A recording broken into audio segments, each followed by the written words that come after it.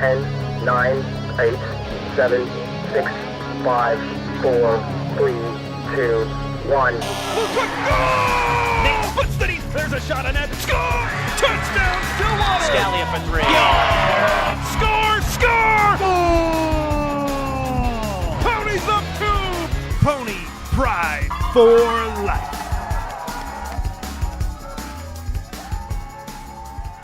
Welcome to another edition of Ponies All Access. I'm Ted LaRue alongside my co-host, Mike Peden. And now, Mike, we got a bunch of really cool stories here on this edition of All Access. And this winter sports season has been quite the successful one so far for Stillwater. It has been. Gymnastics, the defending state champions in Class 2A, #1 in the state, and it looks like they could go all the way again. They have cleared over every hurdle thus far, including that big win over East Ridge. Girls basketball, #3 in the state, and if they're able to make their way into state, they would likely get the #2 seed in Class 4A. And wrestling in the top 10, undefeated in conference play. They have a good chance of making it back to state as well. As we like to say here, when you cover Stillwater sports, you have to be prepared for lengthy postseason runs. And we have, at least the last couple of years. Now, you got a story that's really cool with the defending gymnastics state championship team. Now, coming back, you realize names. You look at Sammy Chang on the floor. You look at Izzy Bartosh on the uneven bars. But there's someone else who's kind of making a difference on this gymnastics team. There is someone else, and she came all the way from Norway. Her name is Ida Bjorklund, and she has made a splash on 2 varsity rotations in her first and only season. She's a senior, so she'll be moving on. But she's really enjoyed the experience, and on the part of Ida, this is something she doesn't get to do in her home country. Once-in-a-lifetime opportunity may be an overused phrase, but for Stillwater gymnast Ida Bjorklund, it's a fitting assessment of her abilities. Ida brings a lot of talent. She's super fun to watch on both the beam and floor. She has some unique passes and skills on the beam that are really cool that you don't get to see very often. Not too shabby for a foreign exchange student. A native of Norway, Bjorklund took up gymnastics at the age of 6. As her passion for the sport grew, so did her desire to trek across the Atlantic. My best friend that's older than me went to Texas for 2 years ago. So I just wanted to try something new and do something different. I applied, and then a family in Minnesota or Stillwater picked me. Finding a host was a thrill for Bjorklund, but like any new arrival, there was a transition period. In the beginning of season, she had a lot of questions about how our season goes and what our meets are like and how those things run and everything. In school in Norway, we don't have sports, so that's really new for me to have the opportunity to do the sport after school because I've just been doing club. High school athletics isn't the only difference between the Norwegian and American approach to education. You don't have the same classes every day. You don't call the teacher by their last name, but by their first name. And it's way less strict, and you can go wherever you want at the school. It took maybe around 1 month, 2 months to get used to it, yeah. And now you're like, piece of cake, right? No, not really. We'll get back to her on that, but her beam and flow routines certainly look effortless. Bjorklund is on the varsity rotation for both events, and she put together her floor exercise by herself.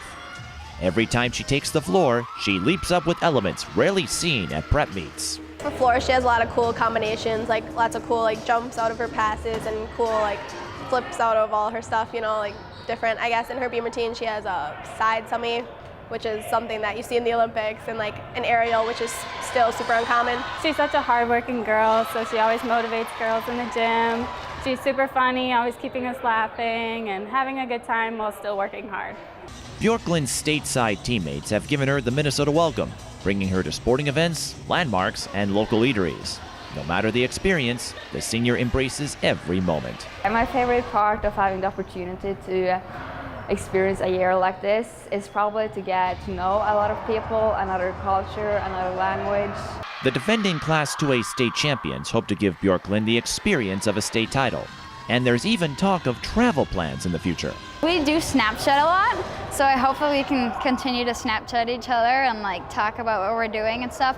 And then I hope she comes back, or I want to go to Norway one day. I've always wanted to travel all over, so So I definitely have more motivation to do that now, especially to go visit her in Norway. I think that would be really awesome. In Oak Park Heights, I'm Mike Beaton for Ponies All Access. Towards the end of that story, her teammates really interested, though. Maybe they'll all make a trip to Norway someday, huh? They're really excited about that, and it was a really enlightening experience for myself and everyone involved. As we mentioned in the open, Ida, she can't participate in gymnastics like this. She can only do club. Here they have it as part of the high school curriculum. And there's been some fun moments as well with the cross-cultural pollination. Ponytails, which is something the gymnastics team wears, they would understand this. The rest of us, maybe not.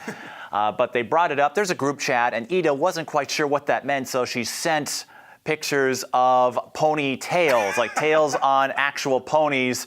And her teammates were like, no, but thanks for playing. And conversely, Nora Bates, trying to learn the Norwegian alphabet, and that has been an adventure as well. So both sides really getting a taste of how big this world is. And so there's been a lot of laughs, a lot of fun, and Stillwater, they can't be happier to have Ida on their team. When we come back, we will chronicle the inspiring story of Stillwater swimmer Thomas Watry. And Liza Carlin is making a difference in her first year with Pony Girls basketball. How is she doing it? We'll find out when we come back. For more than 40 years, Joseph's Restaurant has had your favorite pies and been a can't-miss stop for breakfast, lunch, and dinner. But have you stopped in lately to see what's new at Joseph's? A new and improved bar area is great for meeting some friends or watching the game. If you're a little toasty inside, come outside on the patio at Joseph's to enjoy your meal in the fresh Minnesota air. Whether past or present, Joseph's is the place to be, right off Highway 36 in Oak Park Heights. This is Ponies All Access. I'm Mike, he is Ted. There's no lack of inspiring athletes at Stillwater Area High School, and one of them can be found in the pool. His name is Thomas Watry, and Ted, you discovered that his story goes beyond his mastery of the sports disciplines. Absolutely. Thomas is such an inspiring story. Thomas has a prosthetic leg. He's had a prosthetic leg since he was born. And when I reached out to Gina Watry, his mother, for this story, she was more than happy to oblige and tell his story and kind of be a part of everything here, because his story is truly inspirational and how he's been able to have not only swim, but swim against able-bodied swimmers. As we see here in this feature, he really is a spectacular performer and an inspiring story for Stillwater boys swimming and diving. In the waters of Stillwater, Thomas Watry appears to be your normal Stillwater swimming standout. He has an undeniable passion for the sport. I don't think I'd be able to sanely get through my day without some of this. His coach praises his work ethic. And one of the hardest workers, won the workout award numerous times. And his mom is always looking for more around the house. He's always prompt. Maybe not so much when I ask him to do his dishwasher. But before he could swim laps in the pool or crawl around the house, obstacle number one presented itself 5 months before Thomas was born.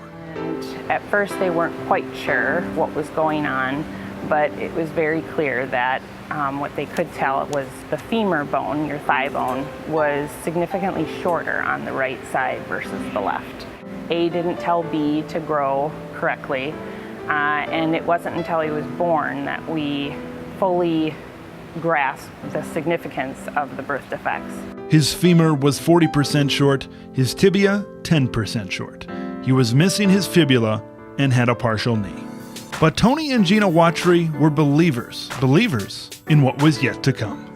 We are people of faith and truly felt that for whatever reason, this was something that we could take on and we could handle, and we could get Thomas through this and give him the best quality of life that he could have.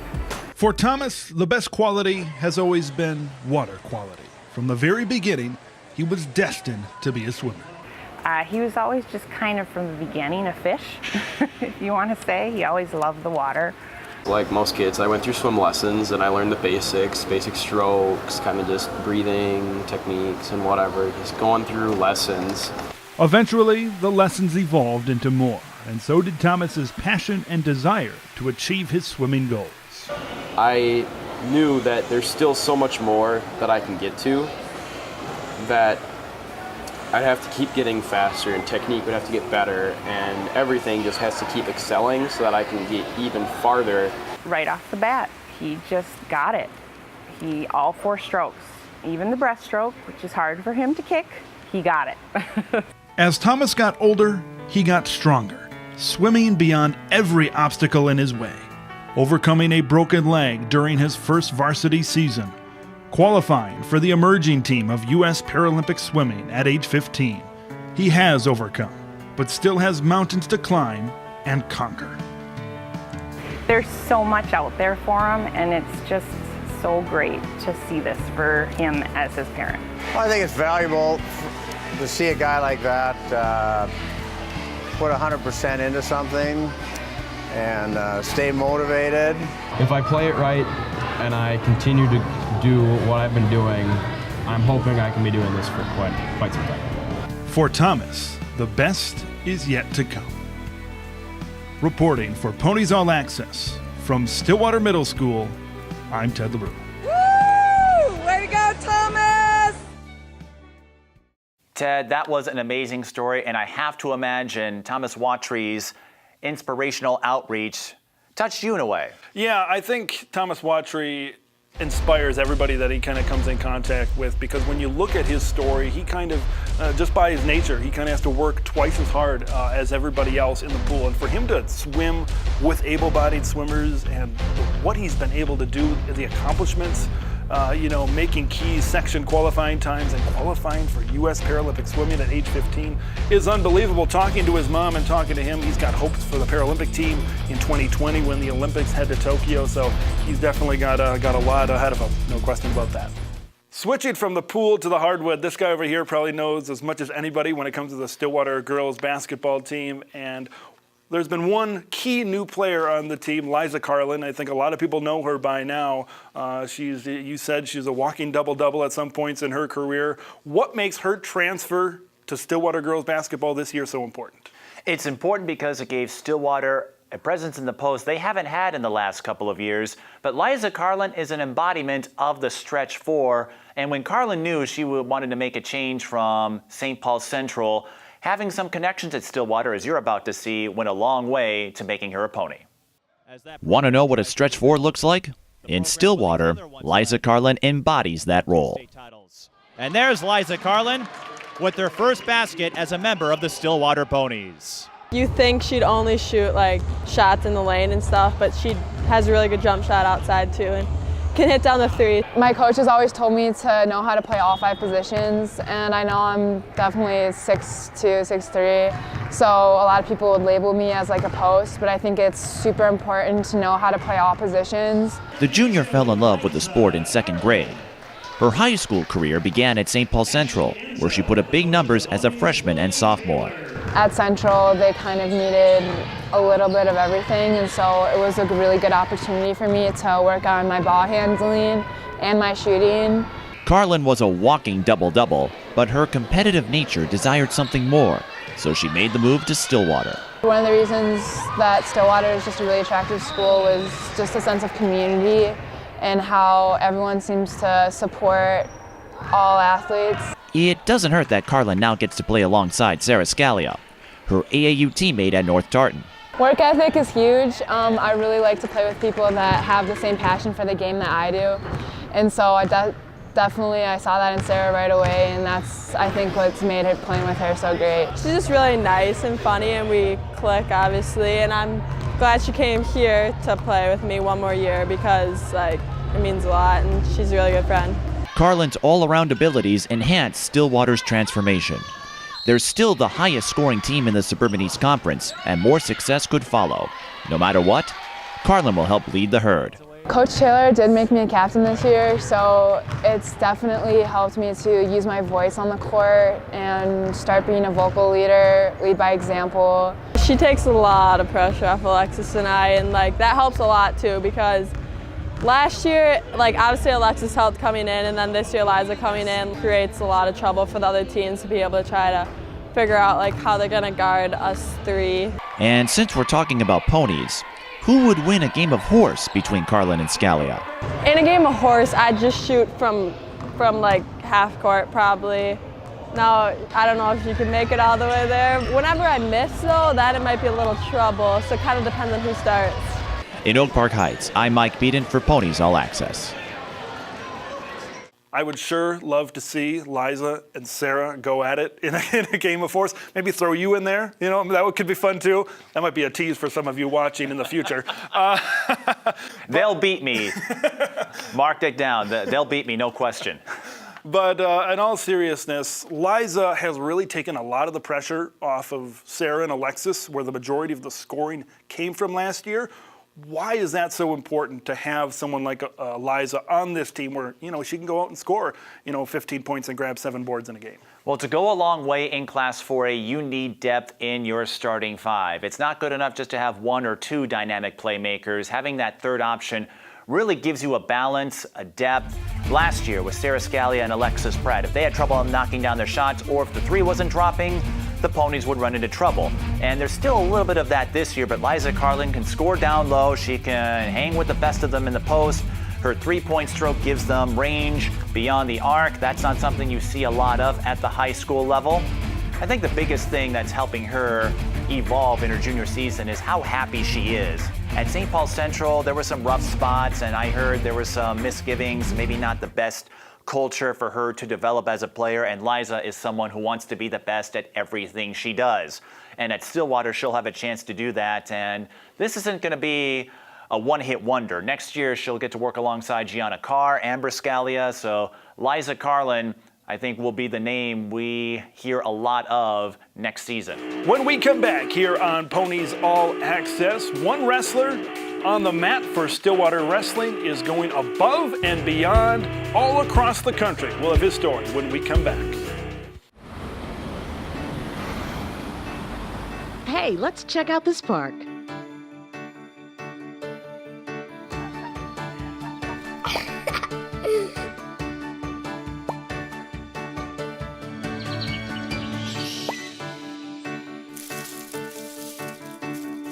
Oh, wow, that's really cool.